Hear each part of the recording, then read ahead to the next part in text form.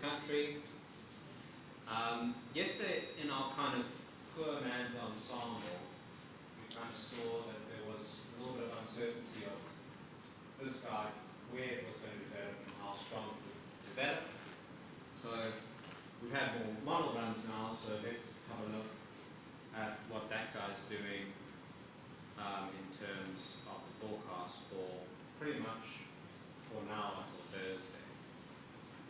So we're going to use our little poor man's ensemble on windy. Let's go to. So this is the axis model. Has the front developing. You can see there's closed circulation of the surface starting to appear. So this signature that something's coming off in the upper levels as well. You can go into the upper levels and look.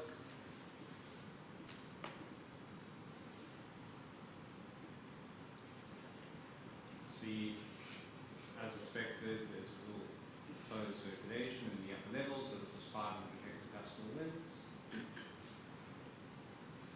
We'll stay on this view and just play it through. So it cuts off, comes kind of equivalent barotropic as it moves over Adelaide. This is now Thursday morning local time. Moves out over Adelaide and kind of weakens as it, I guess, makes landfall. Like that. And that was kind of one model's view, I think, yesterday. But I think the interesting thing that's happened overnight with our models is that they are all singing a similar tune now. So this is the ECMWF. It's slightly deeper circulation, but it again develops over Adelaide for Thursday morning. GFS very similar, and axis again very similar. So it's kind of all three deterministic models anyway have kind of sorted out the timing for Thursday afternoon. For Thursday evening our time, so we're interested probably more in Thursday evening because that's when rain might affect us. In the upper levels, everything weakens as it moves over kind of the Victoria-New South Wales border, so that's axis. GFS a little bit stronger, but at least the placement's fairly similar. ECWF, again, similar placement, different strength. How does that work out for rainfall? Go back a bit. So this is ECWF now. So this low kind of develops, moves pretty slowly over the coastline, and we get our rainfall sometime Thursday afternoon here in Melbourne. Nothing too significant, just a little bit of light rain as it clears up pretty quickly. Probably get some southerlies in for Friday, nice cold air for Friday morning, and some showery light rain over Friday, and then Saturday everything clears up, the high moves in. Let's see what the weekend is in terms of uncertainty. So this is one of the models, ECMWF. Still has this kind of churning in the Tasman, which is again super weird, I think. And a nice strong front for Western Australia for Saturday afternoon, morning, afternoon. GFS singing a similar tune, slightly different strengths, but otherwise pretty similar. Axis, again, very similar, slightly different processes going on in this frontal zone of Western Australia. So for at least us in Melbourne, everything looks pretty good for the rest of the week in terms of certainty. We know we're going to get some rain on Thursday, second half of the day. We know it's going to be cold. We know there's going to be probably some showery weather on Friday when I assume everyone starts to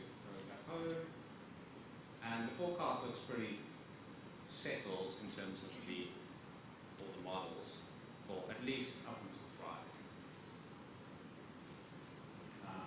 which is great. That's kind of all I thought I would mention. So it's just about looking at the different products. How does the forecast evolve? Where are the uncertainties, and then with time, figuring out what uncertainties have been resolved just by getting closer to the initial state. And we can see especially this low that was over here in the area has been sorted out a little bit, even though it's kind of weak. So What are those two strange rain bands in the low and the Tasman? these guys, look, play it a little, let's see.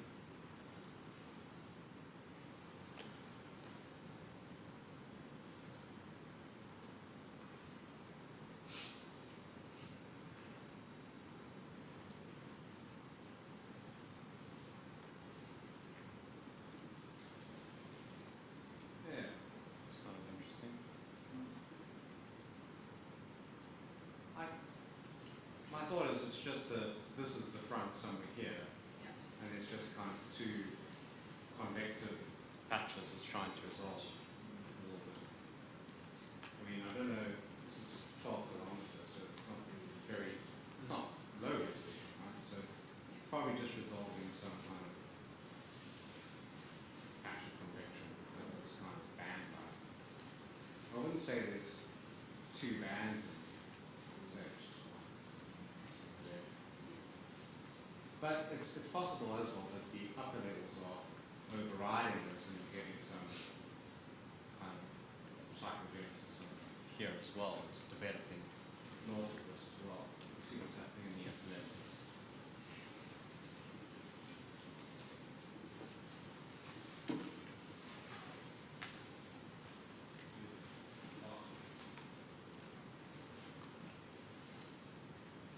Maybe not. I wonder if any of the other ones have it.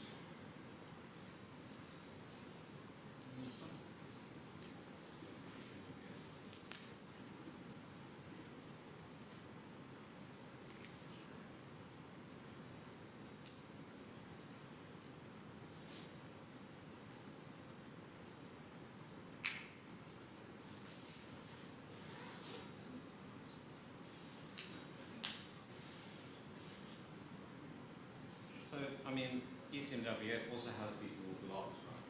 Just, yeah, where they are, it's pretty stochastic. Yeah, so that's kind of all I had to share with you. I don't know if anyone else has seen anything overnight. Yeah.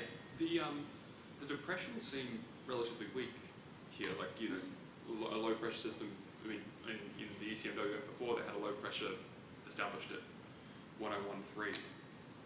Are we just in sort of anomalously high fields in general around southern Australia? So are you talking around this low over Adelaide? No. Even just in the Tasman, this 1007 gets up to a 1013. But it just all of the lows seem to be, you know, quite shallow depressions compared to mean. Yeah. Yeah, I mean, I guess it's a deep low relative to what should be there, right? Yes. You should have some kind of, I mean, we're in the subtropics, Yeah. so you're not, I mean, if you take some doing to get a 960 low, you know what I mean? It's also really broad. I think that plays a role in its depth as well. But you can get some really deep development as well of this coast, right? And those are usually really small scale lows. They develop rapidly and they move on. Yeah.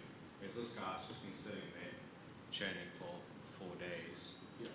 Probably lost some intensity and it's getting maintained more than developed. Yeah. Okay. And why has it just sat there? Is that to do with the positioning of the jets, or is that why hasn't this moved on? I think it's a lot to do with a few factors, some of which we'll discuss today. Number one, it's been removed from the jet. So this guy has been, we'll talk about it now, but we've had some wave breaking, so we've had this,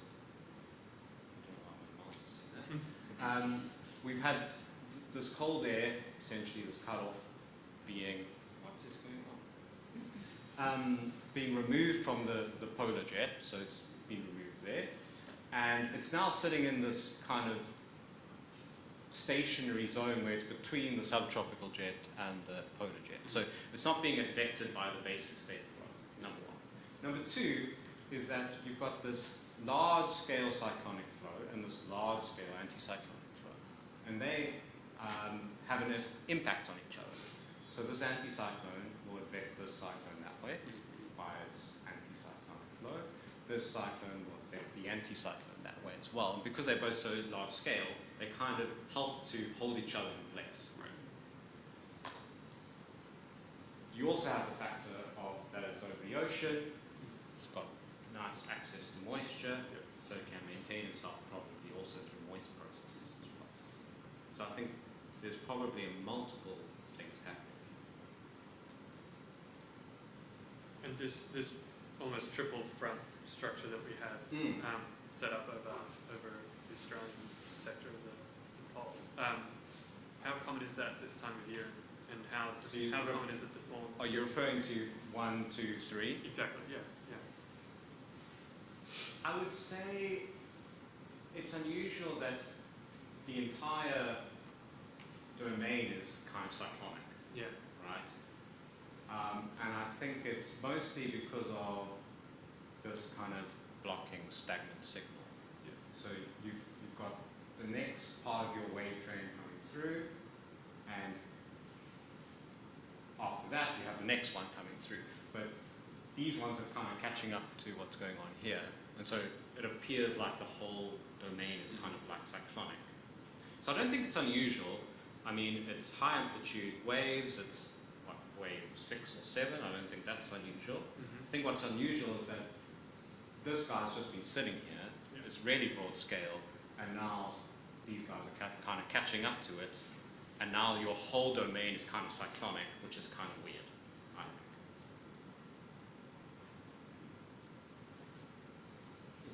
Can you show the upper level record field again? I'm not sure before.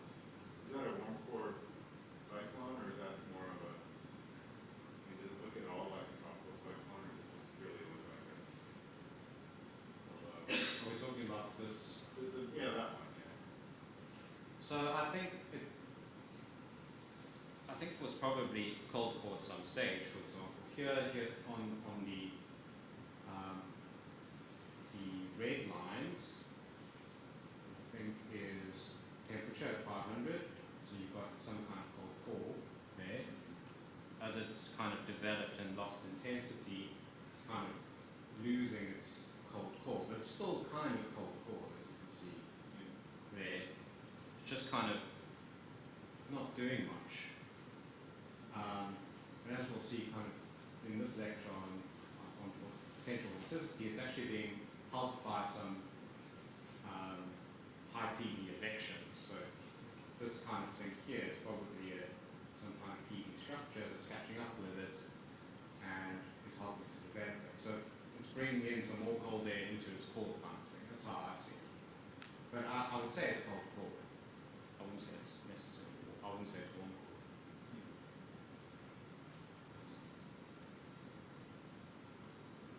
So yeah, so that's kind of all I had. So we'll move on to the lecture, I guess. I thought I'd make a very big screen.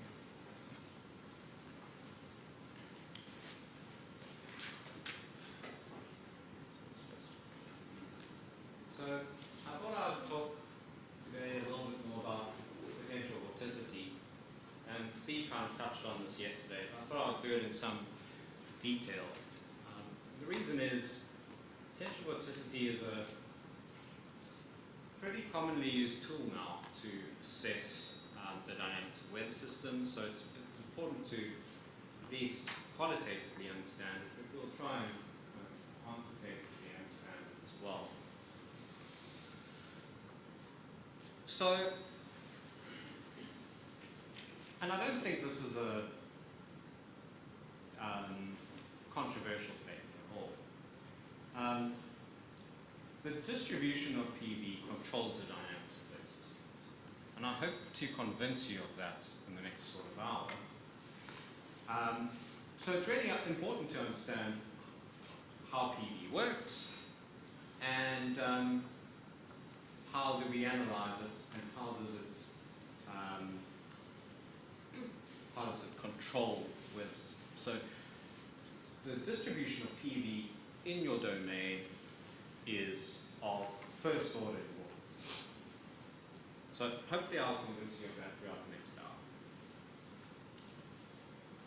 So Steve showed you a shallow water definition of potential vorticity. This is potential vorticity for the full set of governing equations.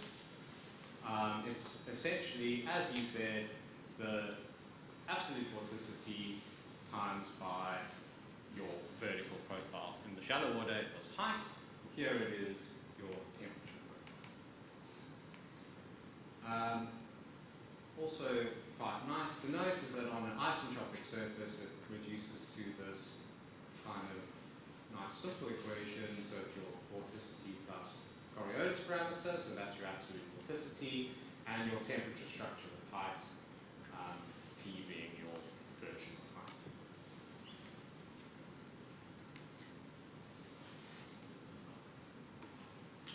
So there are three kind of properties that I think make potential vorticity of premium importance. And the first one is conservation. So many of you will know about conserved properties, and many of you will use conserved properties in your work. And so here's another conserved property, has some requirements. It must be adiabatic flow, and must be frictionless. But if you have this kind of environment of adiabatic frictionless flow, it's conserved. What does conservation mean? For those of you who aren't familiar, it really means that the distribution of potential vorticity is controlled only by advection. So you cannot generate or dissipate the parameter, in this case potential vorticity, by any other means. You need, at least for adiabatic and frictionless flow, you only change the distribution of potential vorticity by advection, by the flow of the atmosphere. So that's a pretty important property of potential vorticity, and we will use it quite often.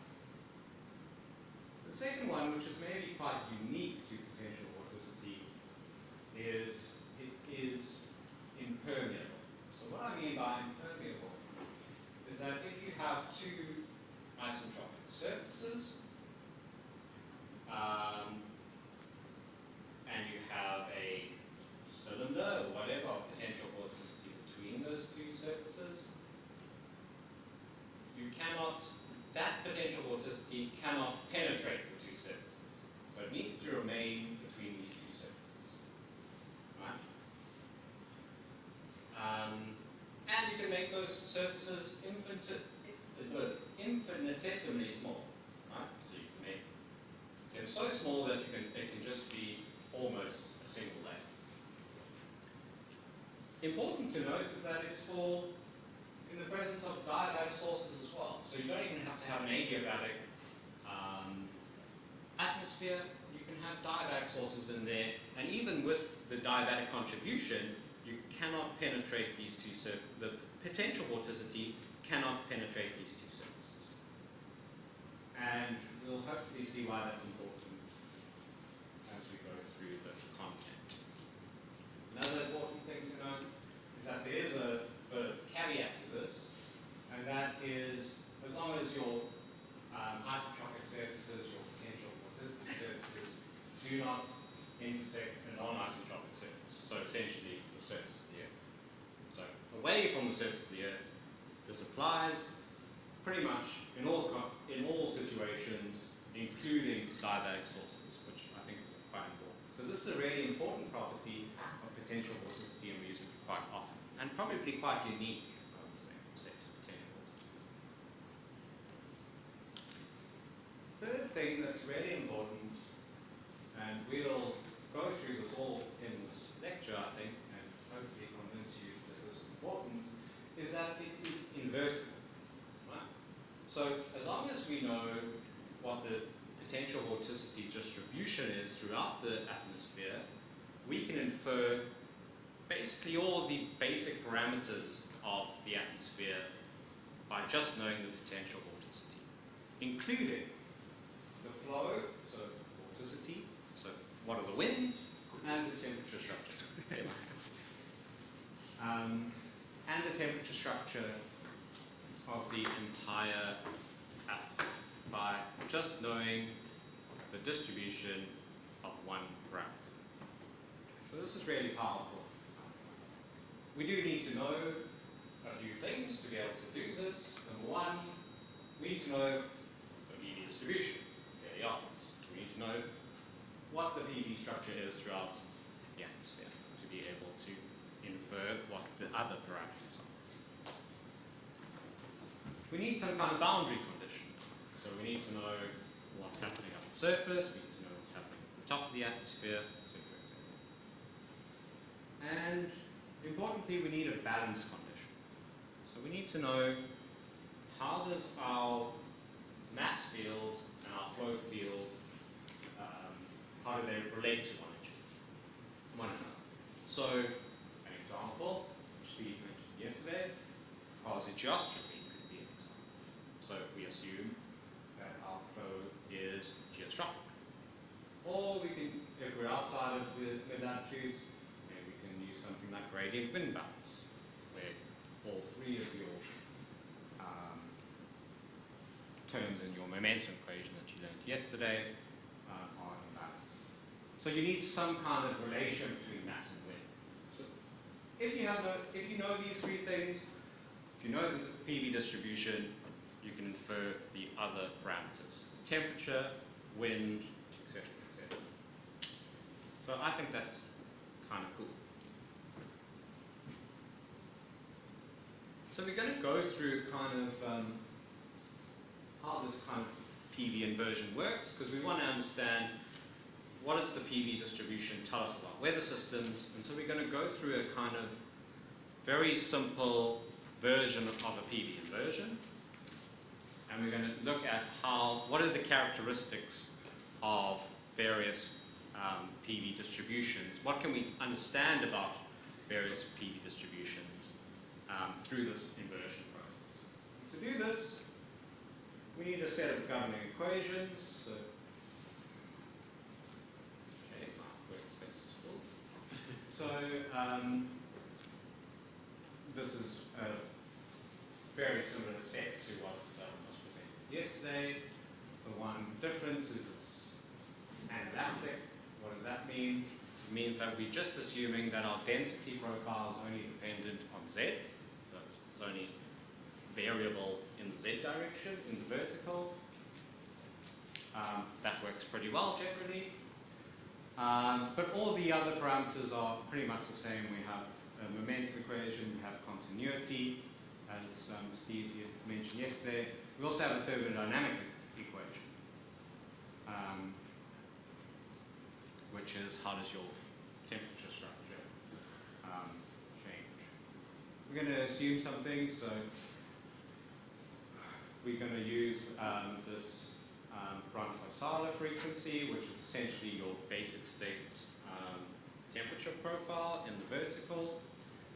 And instead of a thermodynamic property that maybe everyone's familiar with, which is in this case temperature or potential temperature, I'm going to use something called the buoyancy. So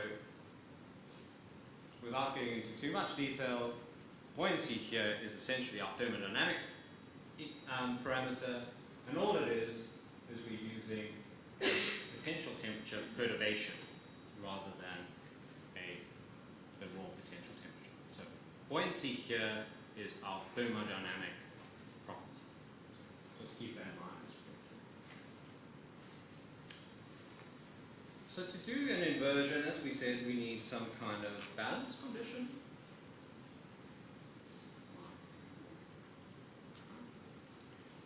And we're going to use the most common one and the most powerful one, and that's quasi-geometry, which was mentioned yesterday.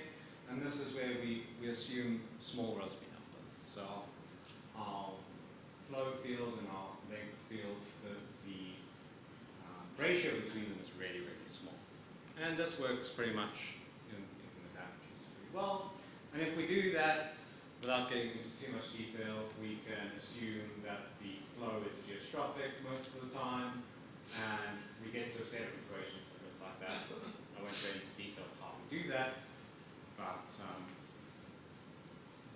essentially, for all intents and purposes, we're changing the u and we're sticking a little g on it because we're assuming geostrophic flow. So we pass along the story short.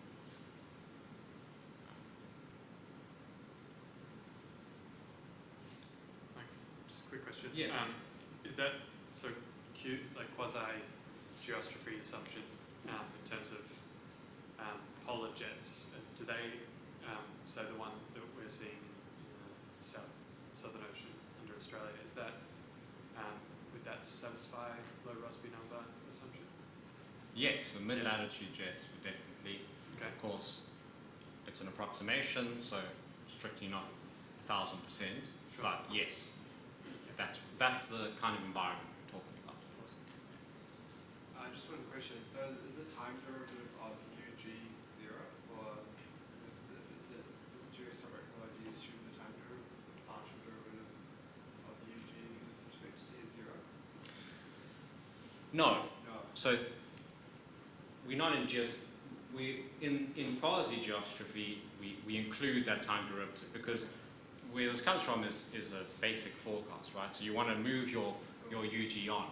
So you don't get rid of that, you keep that alive and well. But so it's in geostrophic balance, but we're using a quasi-geostrophic set. So we don't get rid of our DDT term in this equation set. Yeah. So DDT of UG, that's non-zero. Yeah. So we're going to sort out some of our equations, and we're going to try and get to a place where we can get this potential vorticity, but for in the quasi-geostrophic framework, because we need a balance condition. Our balance condition here is quasi-geostrophy, and so we need a potential vorticity definition that works in our quasi-geostrophic framework. So we do some fairly familiar things. We're going to start off with trying to sort out our thermodynamic equation. So we're going to take the vertical derivative of our thermodynamic equation, which is that piece there. And we're going to sort out some of the terms without going into too much detail. But we're going to take the dot product and we can get to this form here.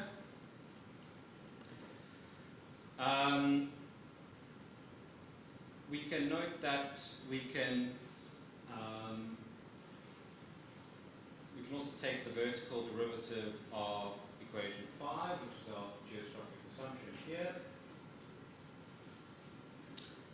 And what's quite nice about this is we can get eventually to the thermal wind relation. So this relates, many of you will know this of course, but this relates the geostrophic wind in the vertical to the temperature profile in the horizontal.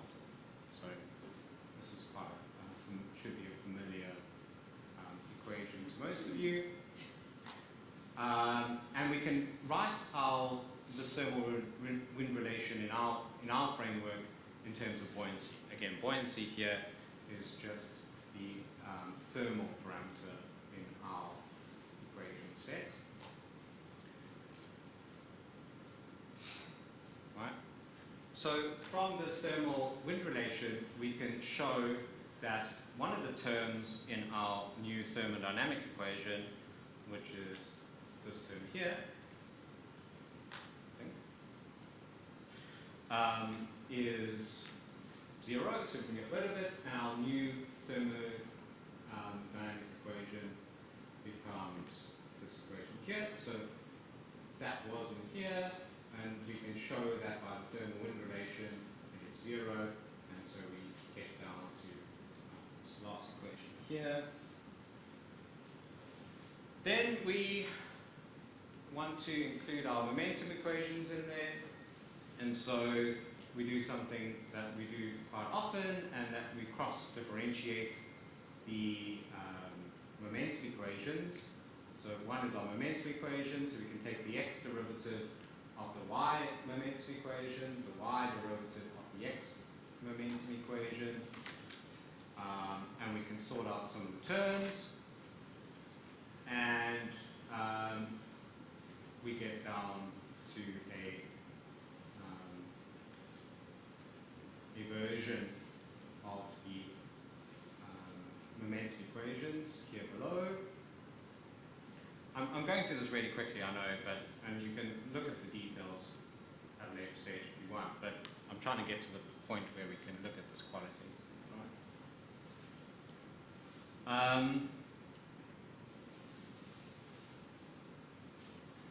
Right, then we get our equation 10, and we can sort out some of the terms, so we can pop this inside. We can pop these two equations inside there, and we get to a what appears to be a kind of vorticity, absolute vorticity equation, which is good because what we want is some kind of conserved property out of this. We can apply the continuity equation into that to get this new form. And eventually we get down to, this conserved property here. So what we have here is ddt of ambient advection. So this is a big ddt of this property in the brackets. So we have this property, it is conserved, big ddt is 0, and so we're going to call this our quasi-geostrophic dV.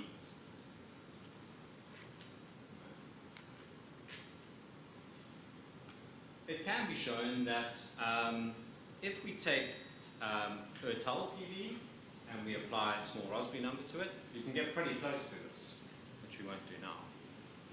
So this is a good approximation of potential vorticity, and you unfortunately just have to believe me that this is a good approximation of quasi-geostrophic PV in our quasi-geostrophic framework.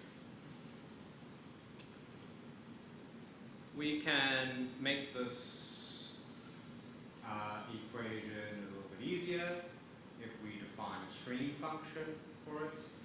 And our stream function is related to pressure in this case. So we're going to define a stream function phi, which relates to the pressure, and therefore related to, because we're in quasi-geostrophy, related to the thermal structure as well as the flow structure of the atmosphere. And so we can show that our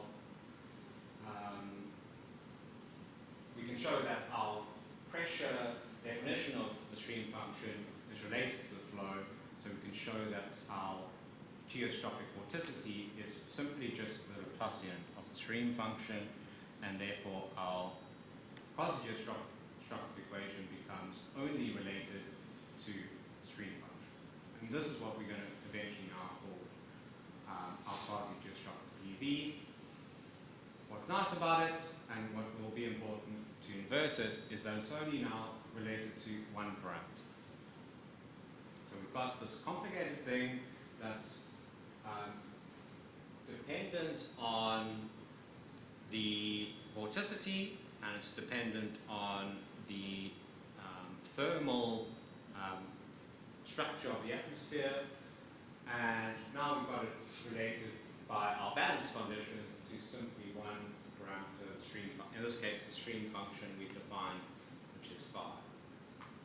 And it's a conserved parameter. Right? So now we're going to invert it. What do we need? Well, we sorted out our balance condition. We need to know a boundary condition, and we need to know the distribution of Q, and then we can invert it. But important to note is, if we invert it, we can then get a stream function. If we know the stream function, because of how we've defined it, we can derive the flow of the atmosphere, as well as the buoyancy or the thermal profile. So we can get the entire structure of our atmosphere just by inverting this Q, because it's only dependent now on phi. And we're going to make our lives a little bit easier, and we're going to kind of do this in a very simplified version of what a Q distribution would be. So we're going to use a little PV ball, and we're going to look at what the characteristics of that PV ball are. To make our lives a little bit even more simple, we're going to use a Boussinesq approximation. So instead of making our density distribution dependent on the vertical, we're going to simply make it a constant. And what's nice about that is we can take all these rows out of the derivative and get rid of them. And we are going to linearize Q, so we can just get the anomaly of Q, so what is the perturbation of Q, and that gets rid of our Coriolis parameter, which is quite nice. And what we land up with by doing a little vertical coordinate transformation is simply that Q is a elliptic equation. It's just a number squared of phi. And that's very, very solvable, which is very nice. So we made a lot of assumptions, and it's a very simple model, but we want to look at now, how does our Q dash relate to the flow and the thermal profile, essentially. We also need a boundary condition, and our boundary condition is also going to be very simple in our simple model. So we assume that we have a level to range, z equals 0, and at z equals 0, our vertical motion is 0. That's going to be our boundary condition, and that means we can apply this boundary condition to our thermodynamic equation. Remember, in our thermodynamic equation, we have a W here, essentially, and so we just get that our stream function, vertical derivative of the stream function is conserved, essentially, at the surface, at z equals 0. In our simple model, then, we're going to use a very simple PV distribution. So we're going to say that we have a little PV ball. It has a magnitude Q for a radius R, and outside that radius, it's 0. So it's just a little ball in the middle of the atmosphere of some kind of PV value, and outside of that, it's 0. And we're going to have a look at what are the characteristics of our atmosphere under those conditions, and we can do some coordinate transformations and those kind of things, and we can work it out. I'm not going to show you the math, but what I'm going to show you is the answer. And the answer is this. So if we invert Q, we attain a stream function phi that's dependent on the radius away from the ball, R, and the radius of the ball is big R. But an important part of this result, I think, is that for the PV distribution in the ball, we have some kind of stream function. Why is this happening? But outside of the ball, we have a non-zero stream function, right? So we have some kind of flow and thermodynamic anomaly outside of the PV ball because of the PV ball. That's really important. We sometimes call this action and distance, and for people who have done physics and those kind of subjects, in electrostatics, if you have a charge, you feel the charge outside of the charge. It's the same principle. It's, in fact, the math is the same. It's a elliptic equation. And it decays away from the ball at 1 over the radius, away from the ball. So I've lost all of you, and that's fine. We've done all the math, and we skipped through the math, and that's great. Now we're going to do this. We're only going to look at pictures from now on, and this is where we can all learn something, I hope. So, this is the answer. This is the PV ball. So I've got some kind of PV ball, and it's, I don't know what magnitude I use, but that doesn't matter. It's a positive PV anomaly, and this is the cross section, so this is the x direction, that's the z direction, and the shading is the geostrophic wind, the vertical component, where the positive direction is into the page, negative direction is out of the page. This is the southern hemisphere, for example. So what this says is our PV ball has a cyclonic circulation around it. It decays at a distance of 1 over r. So outside of the PV ball, we still have a cyclonic circulation. We also see that our thermal structure has changed. So our contours here are our potential temperature. They bow into the ball at the bottom and from the top. So we have a cold anomaly below the ball. We have a warm anomaly above the ball. From the top, we can see that we have a cyclonic circulation around it. So, in summary, large magnitude PV ball equals cyclonic circulation. Right? Opposite of that, low magnitude PV ball, so negative anomaly. What do we have? We have a thermal structure that bends away from the ball in both directions, and we have an anti-cyclonic circulation around it. Low magnitude PV ball equals anti-cyclonic circulation. So we can think of our atmosphere essentially as a series of PV balls, right? So if we have a high magnitude PV anomaly, we have a cyclonic circulation. If we have a low magnitude PV anomaly, we have an anti-cyclonic circulation. And we can see how this works in the charts a little bit later. So let's see how these kind of look in the real world atmosphere. So the first thing I'll do is we'll look at a climatological view of potential vorticity. And there's a few things to note here. So this is just a zonal mean profile of potential vorticity, which is the black lines. I think it was for January. I think it's for year 5. Not sure. Doesn't matter. In the northern hemisphere, PV is positive. Right? In the southern hemisphere, PV is negative. Why? Well, you have these city parameters up here. Cyclonic flow is negative in the southern hemisphere. The Coriolis parameter is negative in the southern hemisphere. So a high magnitude PV ball is going to be an enormously low PV value.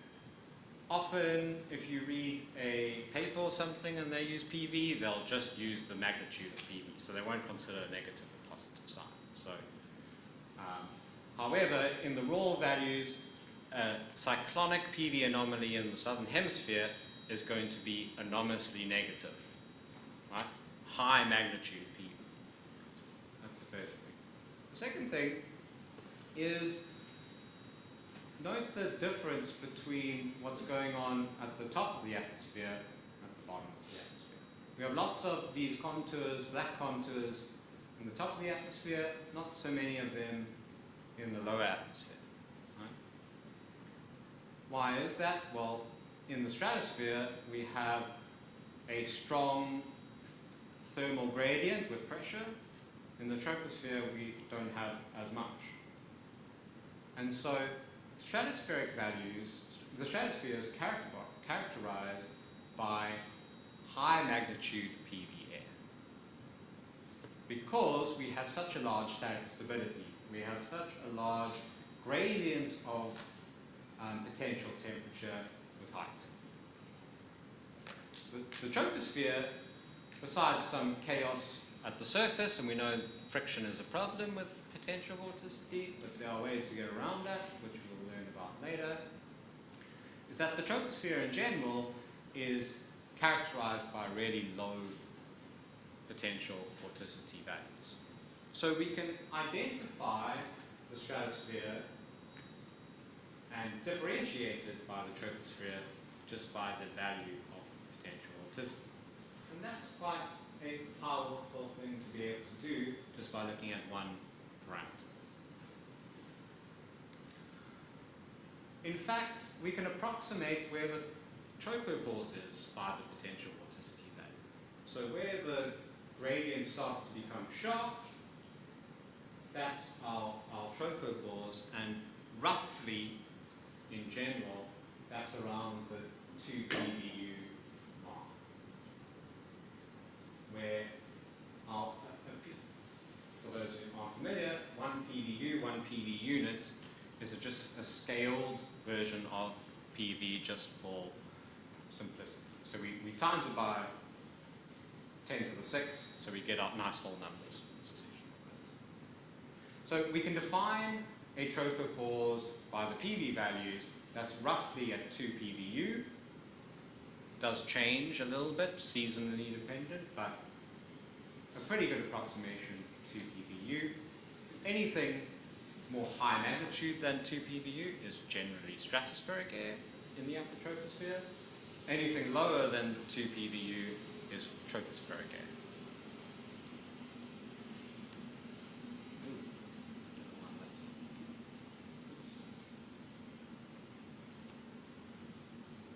So how does this work for weather systems? Well, let's say we have a equatorward flow on our isentrope. So let's pick this one. I think it's roughly in the 330 isentrope. And we have an equatorward flow that's advecting PV along the isentrope. What do we know about PV? Number one, for adiabatic flow, it's conserved. So if we advect PV equatorward, this PV is going to be moving there. It's not going to be being generated by diabatic processes. It's only going to be advected, number one. Number two is that it's impermeable on an isentropic surface. The advected along the isentrope, it's going to stay on that isentrope and be advected down that isentrope. So it's advected isentropically.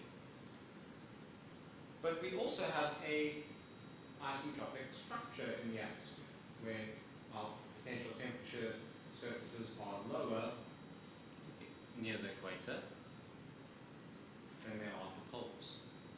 So if we advect something equatorward isentropically, what we're doing is we are advecting it into the troposphere. Right? So we're taking the stratospheric air, we have an equatorward advection, and we are advecting it isentropically, and we're bringing the stratospheric air into the troposphere. On a 2D surface, what will this look like? We're taking the stratospheric air and we are advecting it poleward, and so it will look like a little tongue of PV air. What is this? It's a cyclonic PV ball. Right? It's anomalously high magnitude PV air. Right? What does that mean? It's a cyclonic PV anomaly. So we have cyclonic flow around this. what do we have here? We have a trough, right? We have a trough, cyclone. So the take home here is on a 2D surface, we see this tongue of PV, high PV air. We sometimes refer to this as a PV streamer. But really, this is a high PV air intrusion of stratospheric air surfaceward into the upper troposphere, because our isentropic surfaces on which this is are slanted surfaceward and equator. What does this look like from a 2D view? So this is a little cartoon of what that looks like. So we are vecting high PV air isentropically along a potential temperature surface, and we are therefore advecting it surfaceward as well. Oops. And our 2D structure therefore looks like this, exactly what we saw in the PV ball. We have a high PV anomaly, we have cyclonic flow around this PV anomaly, and our isentropes bend up towards it with cold air below and bend down towards it with warm air above. Right. In Meteorology 101, right, a baroclinic system will lean westwards with height, right? So we'll have a trough somewhere here. We'll have a surface cyclonal trough somewhere here with a little front, cold air behind, warm air ahead, right? And this is exactly the structure you see in that case. Cold air below the upper trough, warm air above the upper trough. Essentially this is an upper level trough. Cyclonic flow around. Now, apart from our weird cyclonic circulation in the Tasman that we've seen this week, these things are usually moving, right? And they're in the mid-latitudes generally, and they're embedded in the jet, and they're moving in the jet. So this guy, in general, will be moving westward, right? Relative to what's going on the surface. So the flow in the lower layers, relative to this guy, if it's moving westward, is going to be eastward. So we have a PV ball, it's moving, sorry, getting my direction right. It's moving westward, right? And so relative to the flow below it, the flow will be eastward relative to that, right? So this is kind of how the picture will look like. We have a PV ball, it's moving eastward, and relative to that we have an easterly. If we have this situation, which is generally the case, except for our weird colour flow in the Tasman this week, we have eastward flow that's moving isentropically. Because our potential temperature contours bow upwards, we have, if our flow is moving isentropically, it will be lifted up towards the PV ball. So because our potential temperature contours are bowing upwards, we have vertical motion starting to appear on the eastward flank of the PV ball. And as it moves down the isentropes, we will have some downward motion on the westward side of the PV ball.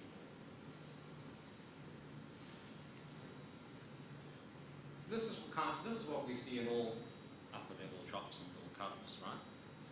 On the eastward flank of the PV ball, we see upward vertical motion.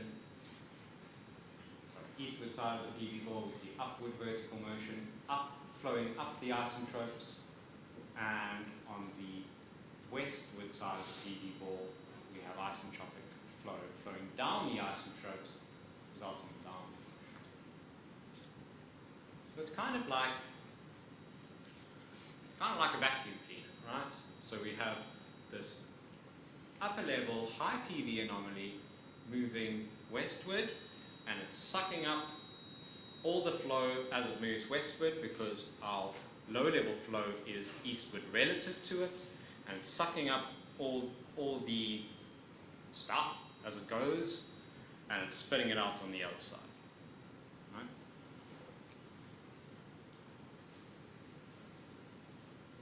And so we have vertical motion on the downstream flank and downward vertical motion on the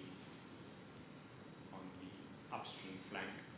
And if you look at pretty much any chart, this is kind of the structure you'll see for any upper level trough, any upper level high PV ball.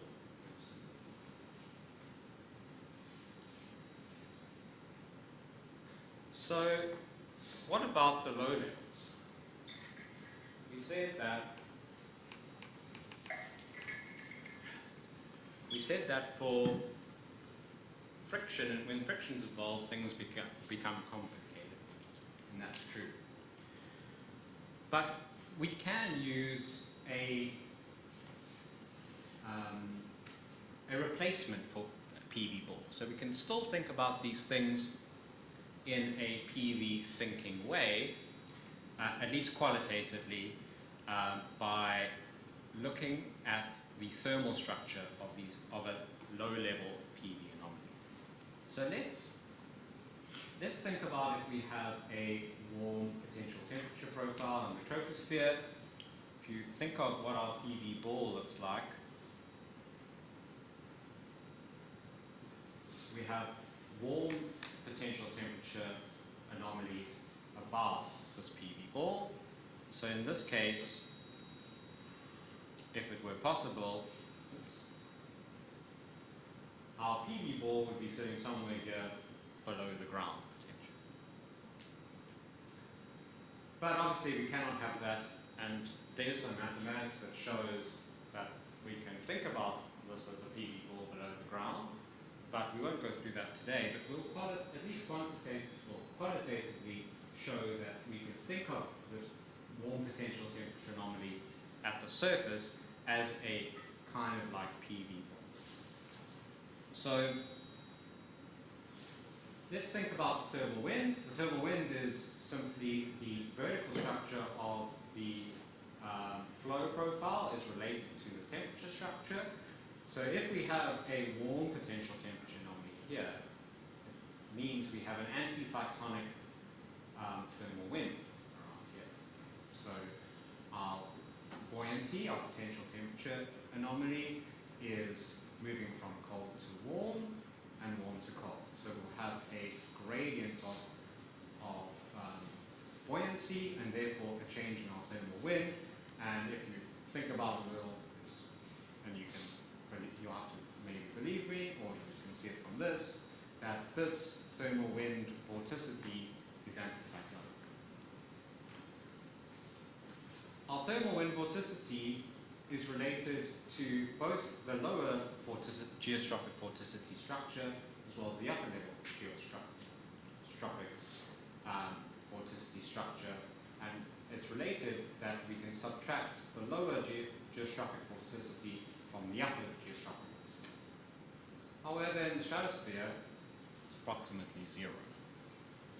And so, because we know what the thermal structure is here, we can at least qualitatively say that we can expect there to be a cyclonic, in the southern hemisphere, negative vorticity structure at the surface. So what this tells us is that we can think of a low-level potential vorticity anomaly as a low-level PV anomaly. So in our PV thinking kind of way of thinking about the atmosphere, because potential vorticity is complicated at the surface, we can at least qualitatively say that our a warm potential temperature anomaly plays the role of a cyclonic PV ball at the surface. Conversely, we have a cold anomaly here,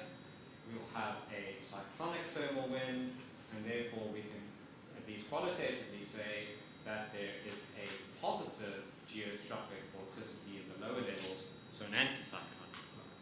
So a cold potential temperature anomaly plays the role of an anticyclonic PV ball at the surface.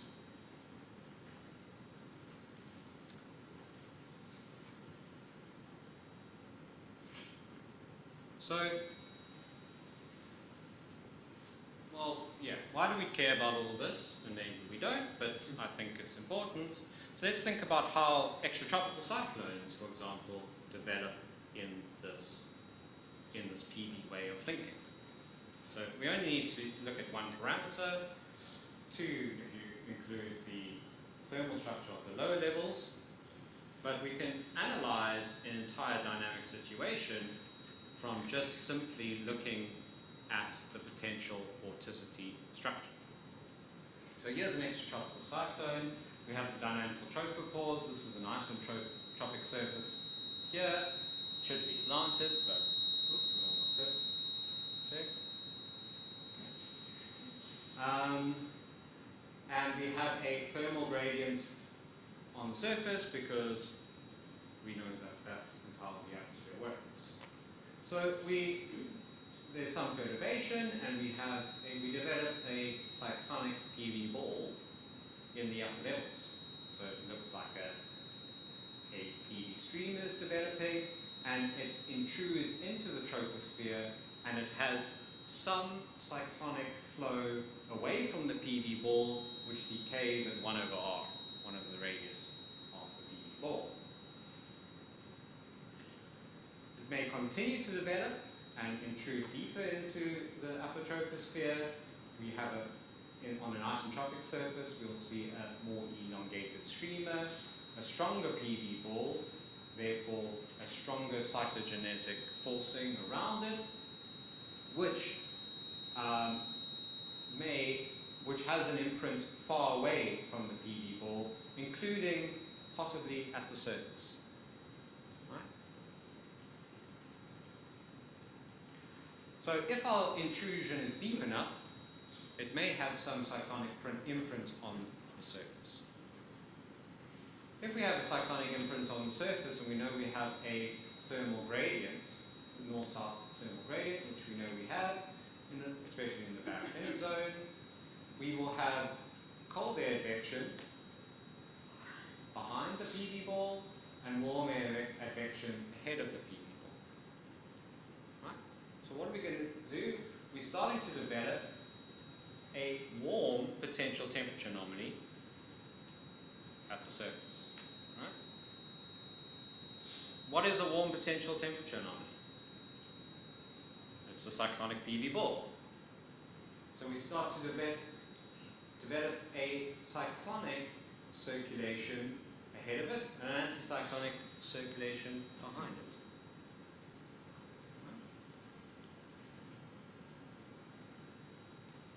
Just like a PV ball, a warm potential temperature anomaly will have a cyclonic circulation around it, which decays at 1 over r. Right? So as it gets stronger and stronger, it will have a cyclonic circulation around it, and it will be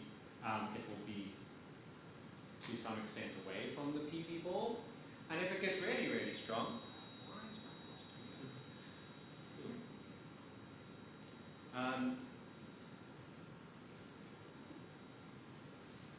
if it gets really, really strong, it might have an imprint of that cyclonic circulation in the upper troposphere, near where the upper level PV ball is. In conjunction with it, because we have an extra cyclonic forcing in the upper troposphere, it will help to develop this PV structure. So we have now this PV ball at the surface is forcing a southerly flow onto this PV structure.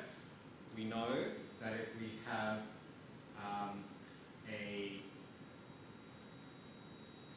because PV is conserved, we know that this structure will be changed simply by advection. And so we can advect more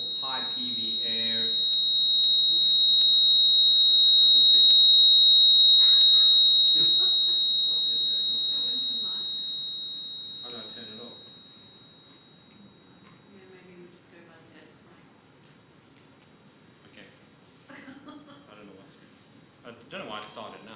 Yeah, I don't know. I don't know if it is that, but let's see what happens. Okay. So, where was I? So, we have a cyclonic circulation being enforced by this potential temperature anomaly, therefore a southerly, therefore we are advecting more high PV air, stratospheric PV air, equatorward, amplifying this PV ball.